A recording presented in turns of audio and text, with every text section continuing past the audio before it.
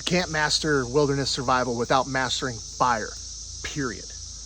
If you can't master fire making, it's the difference between comfort and discomfort, between life and death, between being warm and freezing to death. Boiling water, cooking food, psychological effects, warding off predators, and the list goes on. So if you can't make a fire, then you need to watch this fire clinic. This is not parlor tricks. This is not fancy schmancy fire starting. You want to watch fancy schmancy fire starting, go watch a different video. This is about 100% about survival. Welcome to this channel.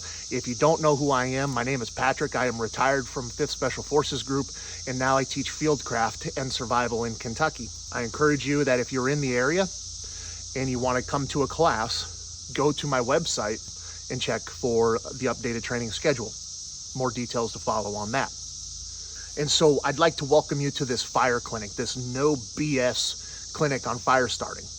Okay, again, no parlor tricks or fancy schmancy stuff here. Broken down in the simplest terms to help you be more successful. Each video I'm going to break down the basics of, in this episode I'm going to break down how fire works, the basics of fire, and things you need to consider. And then in future subsequent videos, we will break down each part of fire making into Tinder types, how to make bird's nests, fire lays, what have you. So if you want to learn about fire, you're in the right spot, so stay tuned, and I'll take you places and show you things. So stand by.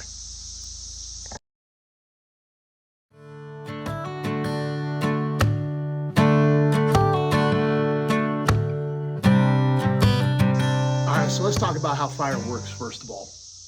For fire to work, you need three things: fuel, oxygen, and heat. You can refer to what's called as the fire triangle to see how they all work out. You need all three of these things in order to have combustion and ignition. Without one of these things, you don't get a fire. Without fuel, you have no fire. Without heat, you have no fire. And without oxygen, you have smoldering, but not fire. And there's a place where that can come into our advantage. But for right now, we're going to focus on these three things. So heat is anything that produces a ignition, okay? That could be a lighter, it could be a ferro rod of some sort, it could be flint and steel, okay? And it can even be a lighter, okay? Anywhere that you can create a heat source. Once you create that heat source in the form of a spark or an ember, whatever, you need to apply it to fuel. And there's three different types of fuel. There's tinder, there's kindling, and there's fuel. Usually we think of tinder as a bird's nest, something that's processed of natural materials broken down to its finest form. And that is what we would call a tinder bundle. Once we would have our ignition source, whether it be a spark, whatever, we can transfer it into our tinder bundle. And our tinder bundle is what allows for our spark to mature into a flame.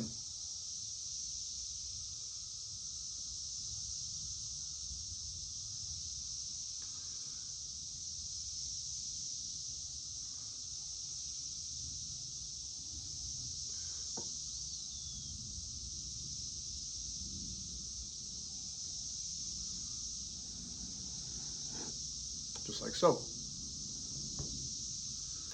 Your tinder source can also be natural material, much like this fat wood here. Fat wood being natural material, loaded with resin, incredible fire starter.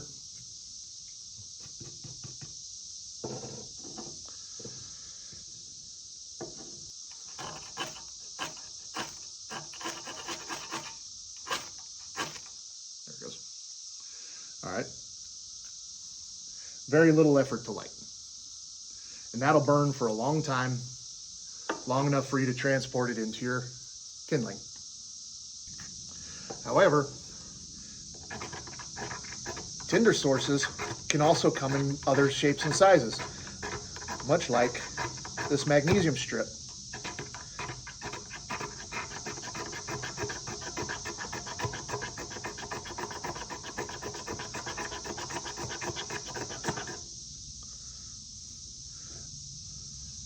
Again, something that can transform a spark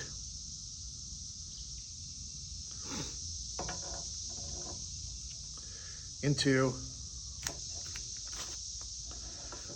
flame. So the whole purpose of Tinder is to transport your flame into your kindling bundle. And you can either buy commercial tinders that are pretty easy to light with just a spark.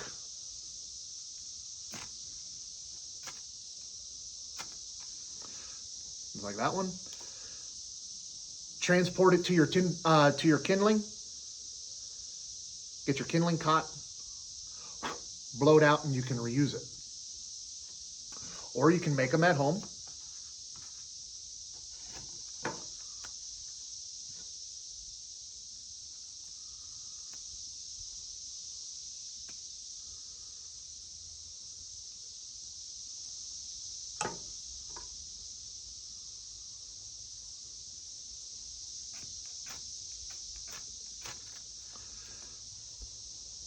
That can aid you in your fire making.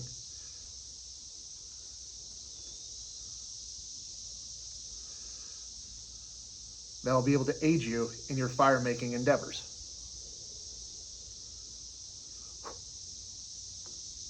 The way to think about your fuel is you got this little itty bitty spark, right? You got this little itty bitty spark that you have to transport into a little itty bitty flame that you have to transport into material and in order to produce a much larger flame, a sustainable fire to keep you warm, purify your water, cook your food, whatever. You can't do that if you, for instance, start a fire with a flint and steel and then throw a log on top of it. It ain't gonna work like that, okay? It's not gonna work if you put wet fuel on there either. Which is why, one, the bird's nest is invaluable. The bird's nest is comprised of natural materials in order to transport that spark, in order to transform that spark into a flame, and then for the sole purpose of igniting your kindling. Now there's 3 different types of kindling. Remember, you want to start out as small as possible in order to get that little itty bitty flame grown into a much larger flame. So we want to start with the size of about a pencil width. As many as you can. Bundles, 2 bundles about yay big will suffice. Will get your fire cooking, all right? Then you want to move up to about pinky size, okay? And then the size of your thumb. Once you get to this size and your fire is sustainable, then you can move on to the fuel, which is the big stuff that is greater than or equal to the size of your wrist.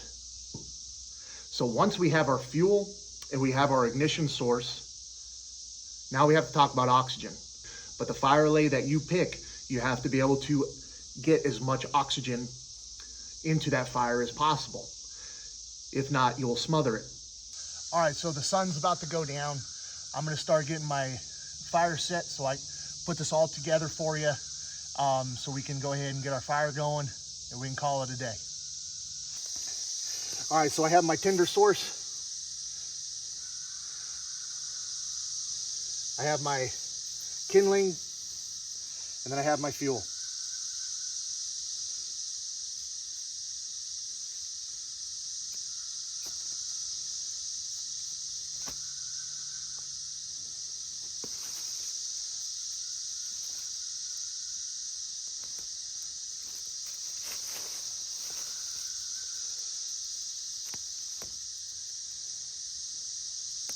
This is probably one of the more effective fire lays that we'll learn more about. This is a lean-to fire lay.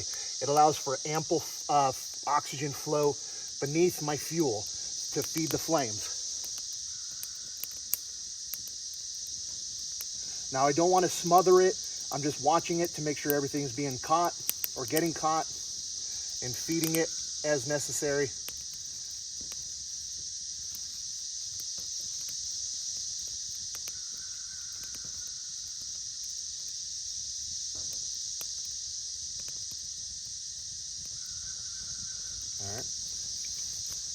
Then I start going up to the next size up.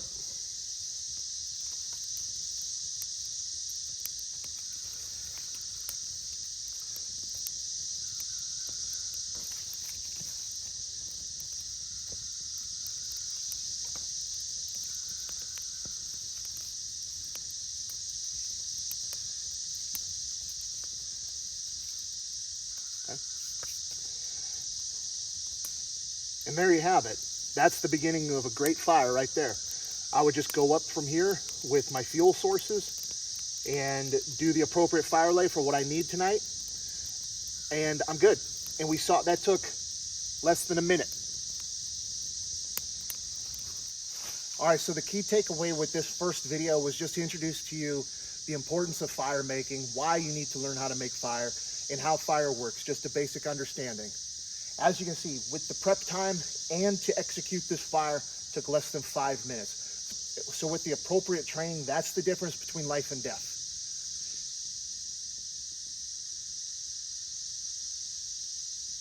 So I hope you watch the remainder of this series as it's published, or as they are published, so that you can help to refine your fire making skills and just make your outdoor experience just that much more comfortable. So before we cut loose, I'm going to show you just a simple thing you can do to help you out on a rainy day, literally.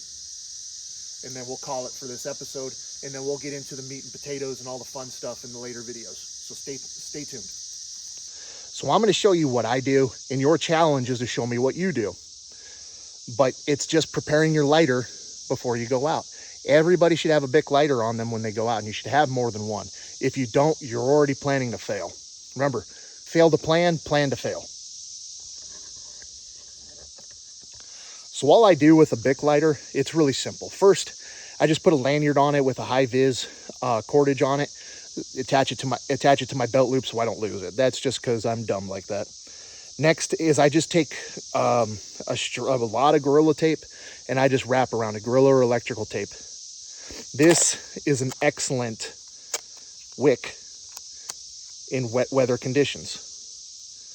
I just simply put a quick pull tab on there, like that. And then when it comes time to make fire in a wet weather, I'll do some of that sort, and I just go ahead and light it. The material that this is made out